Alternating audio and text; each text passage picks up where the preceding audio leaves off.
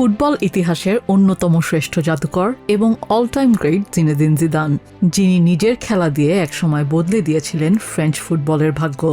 সেই জিজুই এবার ফিরলেন দেশের জাতীয় দলের প্রধান কোচ হিসেবে।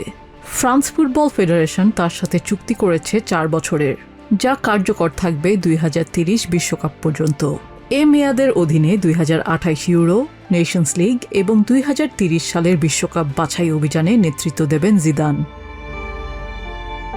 রিয়াল মাদ্রিদের ম্যানেজার হিসেবে টানা 3টি ইউএফএ চ্যাম্পিয়ন্স লিগ ও 2বার লা লিগা জিতে কোচিং জগতের ইতিহাস নতুন করে লিখেছিলেন জিদান। 2021 সালে রিয়াল ছাড়ার পর বহু ইউরোপিয়ান ক্লাব পরাশক্তির মিলিয়ন মিলিয়ন ইউরোর প্রস্তাব সত্ত্বেও দেশের হয়ে কাজ করার স্বপ্নে তিনি ছিলেন অবিচল। আমার জন্য এটি একটি ধারাবাহিকতা, এক কথায় স্বপ্ন সত্যি হওয়া।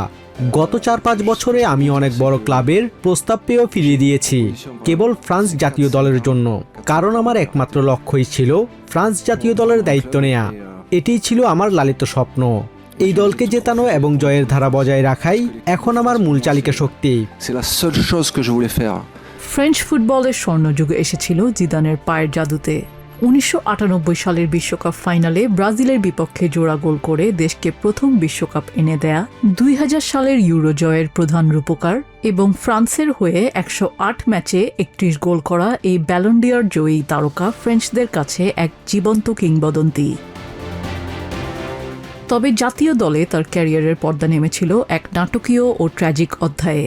2006 বিশ্বকাপ ফাইনালে ইটালির মার্কো মাতেরাজ্জিকে মাথার গুঁতো মেরে লাল কার্ড দেখে মাঠ ছেড়েছিলেন জিদান। ট্রফির পাশ দিয়ে বিষাদগ্রস্ত জিদানের হেঁটে যাওয়ার দৃশ্যটি ফুটবল ইতিহাসের অন্যতম আবেগময় মুহূর্ত। 2 দশক পর আবার সেই জাতীয় দলের হয়েই ট্র্যাজেডি মুছে নতুন ইতিহাস গড়ার সুযোগ পাচ্ছেন তিনি। জিদানের এই দায়িত্ব গ্রহণ এলো তার সাবেক সতীর্থ ও ফ্রান্সকে 2018 বিশ্বকাপ জেতানো সফল কোচ দিদিয়ে দেশমের বিদায়ের 2 সপ্তাহ পর। টানা 14 বছর ফ্রেঞ্চ জাতীয় দল সামলে 185টি ম্যাচে 120 জয় এনে দেয়া দেশমের অধ্যায় শেষ হয় 2026 বিশ্বকাপে ফ্রান্স 4র্থ স্থান অর্জন করার মাধ্যমে। দেশম দায়িত্ব ছাড়ার পর জাতীয় দলে যে শূন্যতা তৈরি হয়েছিল, জিদানের আগমনে তা নিমেষেই আনন্দের রূপ নিয়েছে। জিদানের প্রত্যাবর্তনে উচ্ছ্বাসে ভাসছে রাজধানী প্যারিস সহ পুরো ফ্রান্স। সাধারণ সমর্থকরা জিদানের বিশেষ ব্যক্তিত্ব ও পেশাদারিত্বে আস্থা রেখে ফুটবল কৌশলে বড় পরিবর্তনের নতুন আশা দেখছেন। আমরা সত্যিই অনেক দিন ধরে এই মুহূর্তটির অপেক্ষায় ছিলাম। জিদান পুরো ফ্রান্সের এক আইকনিক সত্তা। ফ্রান্স ফুটবলে পরবর্তী যে ইতিবাচক পরিবর্তন দরকার ছিল, এটি তার সবচেয়ে যুক্তিসঙ্গত একটি সিদ্ধান্ত। জিদানের মধ্যে একটি বিশেষ আকর্ষণ আছে। রিয়াল মাদ্রিদে তিনি কি করেছেন তা আমরা সবাই দেখেছি। জাতীয় দলের খেলোয়াড়রা জিজুর ব্যক্তিত্ব ও অনুশাসনকে দেশমের চেয়েও অনেক বেশি সম্মান জানাবে বলে আমরা বিশ্বাস করি। সবকিছু ঠিক থাকলে আগামী নেশনস লিগে তুর্কির বিপক্ষে ম্যাচ দিয়ে শুরু হবে ফ্রান্সের জিদান এরা, যেখানে 2 অক্টোবর ঘরের মাঠ স্টেড দে ফ্রান্সে তার দল মুখোমুখি হবে ইটালির।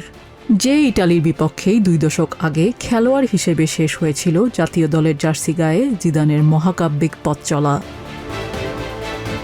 নিজিয়া জামি, TVN24 নিউজ ডেস্ক।